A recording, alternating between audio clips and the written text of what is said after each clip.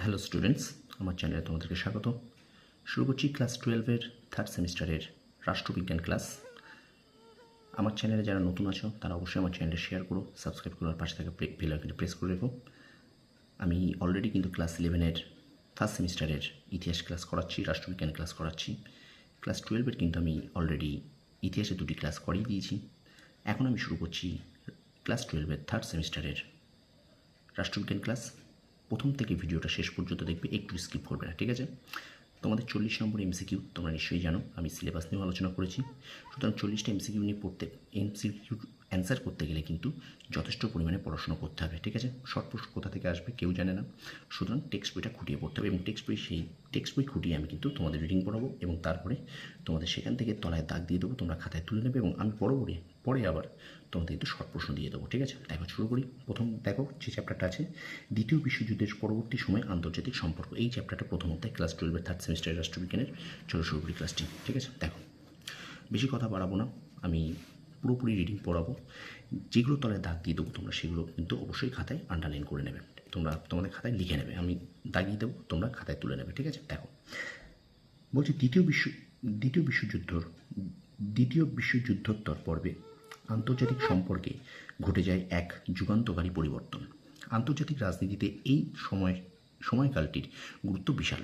দ্বিতীয় বিশ্বযুদ্ধের জন্য নানান কারণ থাকলেও হিটলার 1919 খ্রিস্টাব্দে স্বাক্ষরিত ভার্সাই সন্ধির অপমানজনক শর্তগুলির মানতে অস্বীকার করেন এবং 1936 খ্রিস্টাব্দের পর হিটলার যে আগ্রাসী নীতি গ্রহণ করেন তা দ্বিতীয় বিশ্বযুদ্ধের পথ প্রস্তুত করেছিল।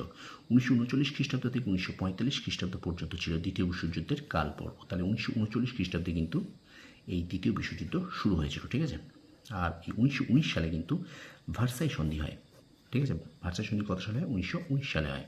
তারপর দেখো, মূলত মিত্রশক্তি এবং অক্ষশক্তি এই দুই শক্তি জোটের মধ্যে ওই বিধ্বংসী যুদ্ধ সংঘটিত হয়েছিল। কারা কারা? মার্কিন যুক্তরাষ্ট্র, গ্রেট ব্রিটেন, ফ্রান্স ও সোভিয়েত ইউনিয়ন প্রভৃতি রাষ্ট্রগুলিকে নিয়ে গঠিত হয়েছিল মিত্রজোট বা মিত্রশক্তি। এটা তোমরা একটু মনে রাখবে যে মার্কিন যুক্তরাষ্ট্র, Great Britain, France, Soviet union এবং এই রাষ্ট্রগুলিকে নিয়ে কিন্তু মিত্রজোট বা মিত্রশক্তি গঠিত হয়েছিল। প্রশ্ন আসতে পারে, নিচের কোন দেশটি মিত্রশক্তির বা মিত্রজোটের অংশ নেয়নি বা মিত্রজোটের মধ্যে ছিল না, ঠিক আছে? এবং অন্যদিকে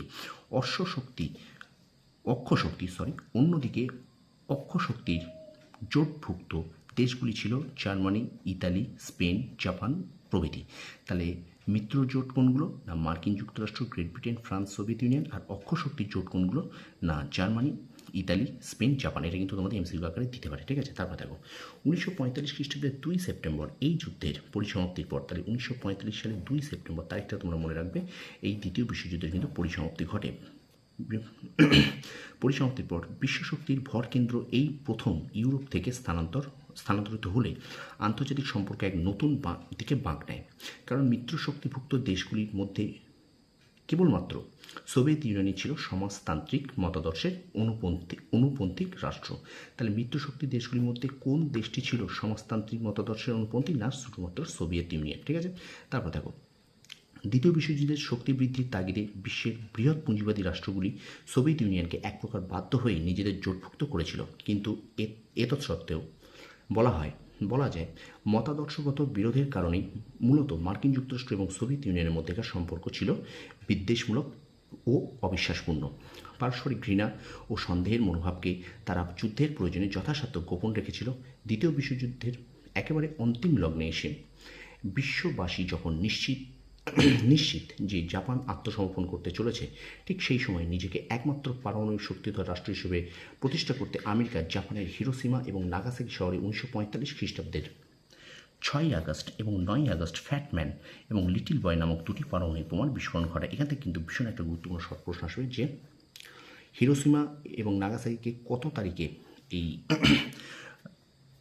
পারমাণবিক বোমার বিস্ফোরণ ঘটানো হয়েছিল? একটা 6 আগস্ট এবং 9 আগস্টে, ঠিক আছে? 6 আগস্ট পরে ফ্যাটম্যান পারমাণবিক বোমা এবং 9 আগস্ট পরে কিন্তু লিটল ম্যান পারমাণবিক বোমা। এটা কিন্তু তোমরা একটু মাথায় রাখবে, একটু খাতায় নোট করে নাও, ঠিক আছে? এটা কিন্তু তোমাদের এমসিকিউর জন্য খুব গুরুত্বপূর্ণ। তারপর দেখো, ফ্যাটম্যান ও লিটল বয়ের বৃত্তান্ত। 1945 খ্রিস্টাব্দে আগস্টে জাপানের নাগাসাকি আর হিরোশিমা মার্কিন পরমাণু বোমা ফ্যাটম্যান ও লিটল বয় যে ধ্বংসলীলা চালায় তা ভয়াবহ। এই মার্কিন যুক্তরাষ্ট্র বোমাগুলির বিধ্বংসী ক্ষমতা ছিল যথাক্রমে 21 এবং 15 মিলিটন।